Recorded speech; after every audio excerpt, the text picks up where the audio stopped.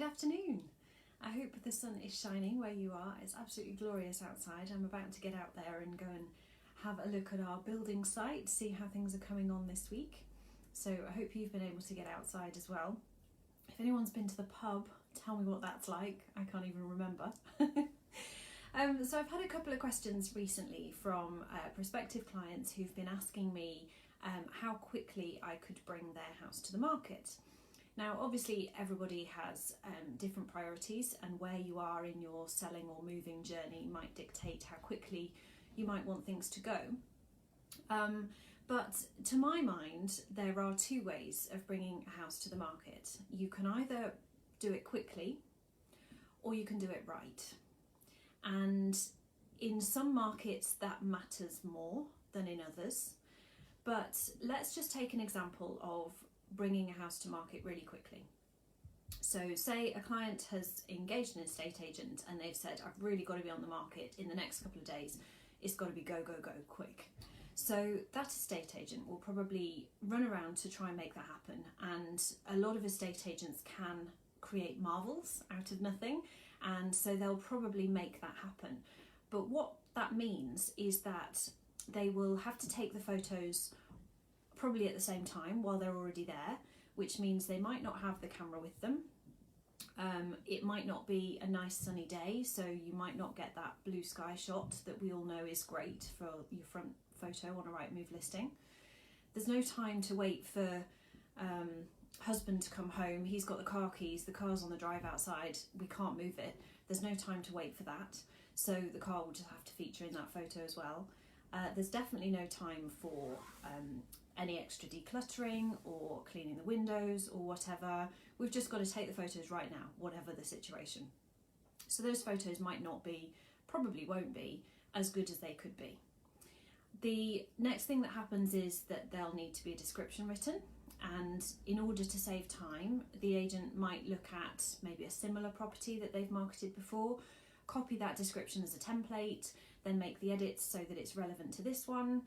But because they're in a rush, they won't have time to think about what the real benefits of this house are, what makes it so much better than the others, the competition. It'll literally just be a features description rather than a lifestyle that will make people feel something. So it's just the nuts and bolts, and it'll probably talk about where the radiators are in the room as opposed to where the sun comes in and where you want to sit drinking your morning coffee, because there's no time for all that kind of thought. The floor plan is another thing. They might have time to measure up and maybe send off for the floor plan, but it probably won't come back in time, but that's okay, they can add that later. So it's all this speed element, and when you try and do something quickly, something has to give. And it might be that some of those choices are made consciously, so we can't engage a professional photographer, we don't have the time for that, so the choice is made to take the photos themselves, maybe on their phone because they don't have the camera with them. So that's a conscious choice. But some of the other elements of lowering of standards might be done unconsciously. It's a mistake, so there's not enough time. The element of rush means that typos might get missed, little errors might not be seen, and there's also a lack of all of the really good extra stuff that elevates a Rightmove listing from okay to wow. There's just no time for that. So while it might mean that an estate agent can get your house on the market within a couple of days, it does mean that you are risking your first 2 weeks on the market. Now, we all know that every market loves something new. So the first couple of weeks that you are launched onto the market are the best levels of interest you will ever get in your sales journey. And that to me is something that you just don't risk. It's not worth it. I'm not saying that you can't sell if you put your house on the market quickly. You may still sell straight away, you may still sell really well. But my problem with that is that it puts that out of your control. It means that you're at the mercy of buyers, the market, you're very much affected by the other houses that you're competing with, and it just means that you're leaving quite a lot to chance. And I'm not a fan of that. My brain is the sort of one that we'll always be ticking over to try and find the best strategy or the best option. It's all about optimizing, and it's the kind of thing that drives me nuts, because it probably drives my loved ones nuts more than me, actually, because I can just never stop at working out the best way of doing something. It might be things that my mum taught me when I was younger. So you never waste a trip up the stairs. Is there something that needs to go up the stairs? I can't just go upstairs. There's always a case of, can I make this a more optimum trip up the stairs? My husband won't play me at rummy, because I am that good at working out the odds of various cards coming up and things like that, that I never lose. Sorry, my cat is trying to get in on the action here, and that's just really not helping me right now. So he won't play me because I'm just too good, because that's how my brain works. And I would much rather put my clients in control. And the way I do that is by stacking the odds, something I'm really great at. It takes so much more of the element of success into our hands. And in the whole process of selling a house, there's already far too much that you can't control. If you're in a chain, for example, there's a whole load of stuff that's just it's outside your sphere of influence. You can't do anything about it. We just have to accept that. But the way that you hit the market is absolutely within our control. And that's where I honestly believe that it is far better to hit the market right than it is to hit the market fast. So if I explain the way that I do things, it is about identifying the ideal buyer to get the sale that you need. And as I said, everyone has a different situation. So if you've found the house you want to buy, then yes, you're going to be interested in securing a sale as quickly as possible. If you're trying to get the highest price, then that's potentially a little bit of a different sale that we're trying to achieve. So we need to find the right buyer to get you the sale that you want. So in the speed situation, we're ideally looking for somebody with no chain, possibly cash.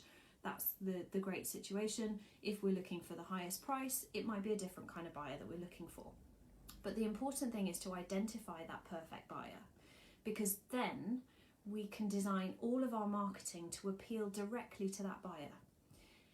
It means that we style the home, we style the photographs, we write the description, we choose the design of the brochure so that it is most likely that that perfect buyer is going to see that and go, oh, that's for me. It's obvious. It's designed just for me. That's what we want to do. That's what gets you your ideal buyer coming through the door and just thinking, you know what, this is perfect. And when people come in and everything's just yes, yes, yes, ticks off the list, that's when they open their wallets and they're quite happy to pay you the money that you want them to. So all of those sorts of things are the kind of things that need to be done before you hit the market. Once you're on Rightmove, it's too late. Any changes you make just won't be seen. It's all about doing that preparation ahead of time. So we're talking a lot of strategy work that obviously I do, working out who that perfect buyer is. We then would take on a half-day professional photo shoot. And it's a half day. I'm at the house for 4 hours. You might want to be there. You might want to just disappear and leave me to it. But the point of that is your photos on your Rightmove listing are the ones that have to carry the biggest weight. They're the ones that do the biggest job in both attracting people to open up your listing in the first place. So that first photo is really important. And then all the other photos, they have to just whet that interest, get the buyer to get excited about that home enough that they want to start reading the description. The description has a job to do there. It needs to really bring the home to life, not just talk about bricks and mortar, but talk about the sort of lifestyle that you could live if you owned that home. And so for that reason, I don't write the description. I'm great at a load of things, but I'm not an expert writer. I can write really well, but really well isn't good enough for you. I want expert, I want professional. So I employ a professional writer who will be briefed by me as to that ideal buyer, who they are, and I'll tell that writer the kind of car that they drive, the sort of jobs that they have, the clothes that they wear, the holidays they go on. I will identify that person, that ideal buyer, in such a way that we can really tailor the language that's used to appeal to those people, to talk about the sort of activities they might want to be engaging in. So we go into a lot of thought, and it really is very psychological in terms of setting up the photos and writing the description. And then those two elements come together into the creation of a bespoke brochure. And this is done from a blank page. We never start with any templates. Every home that we work with, particularly in this high value homes market, is unique, and it needs to be treated as such.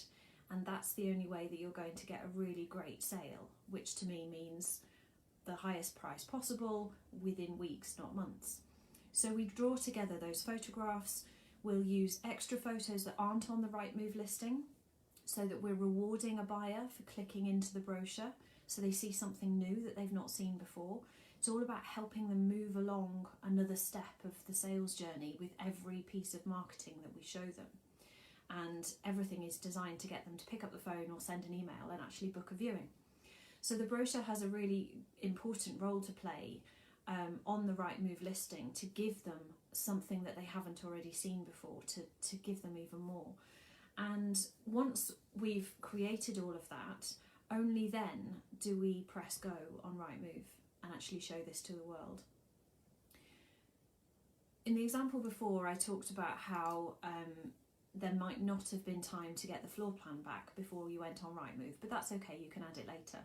It is true, you can add it later, but the problem with that is that when buyers are looking through houses, they'll look at listings, and if there's something that they don't like or they disagree with, or that annoys them, then they rarely remember what that reason is. All they'll remember is they just said no to that house. And when they're scrolling through the next day, because these people are looking at Rightmove all the time, when they scroll through again, they won't remember why they discounted that property. They'll only remember that they discounted it. So say you've got more of an analytical type of person, a bit more of a logical person who really needs to see the floor plan, then they're less interested in the aesthetics of a house, the photos, but they want to see what the space is. And they want to see it right in front of them, laid out, room sizes, etc. The first time they look at that listing and the floor plan isn't there, they're going to be really annoyed because they can't see the space. So they click off and they go and see something else. The agent might then add the floor plan, so the next time this same buyer looks through the search results and they scroll past, they won't remember, oh, I didn't like that because there was no floor plan. They just remember, I didn't like that. And the fact that the floor plan's there, they'll probably never even look. The same can happen with overpricing. If a buyer decides that you're overpriced, they will put you on the no list. If you reduce your price later on, sometimes buyers will not even pay attention to that, because again, all they remember is I said no to that house. They don't necessarily remember that they said no because of a price issue that is now no longer the case because you've reduced. So all of these things just point to the way I believe is the best way of doing things, which is to get it right first time, and do not jeopardize your first 2 weeks on the market, because that's the best interest you will ever have. And particularly in the high value homes market, your pool of buyers is smaller than it is for a standard 3-bed semi, for example. There are fewer people who can afford to buy a house at $500,000 and above than there are who can afford it 200,000. It's fact. So if you've got a smaller pool of buyers in the first place, then it's even more important not to alienate any of them, and to do everything that you possibly can to make that buying experience superb. And then that's when we get them through to a completed sale and everyone's happy and we all move on. So it's about getting it right first time.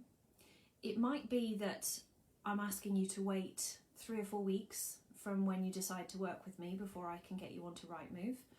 But what I would say is that you're spending 4 weeks now in order to potentially save yourself 4 months later on.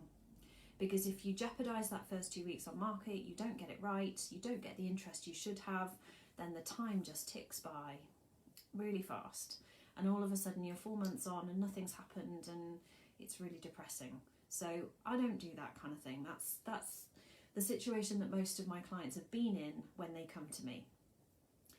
My philosophy is we take our time so that you don't waste your time, and we get it right first time. So if that sounds good to you, then I'm probably the one for you. If you want to be on the market on Friday, then I'm not for you. I hope that's been useful in explaining how I do things, and if you've got any questions, please do pop a comment below or give me a call. It's 0115 901 7060. Have a lovely afternoon, and I'll speak to you soon.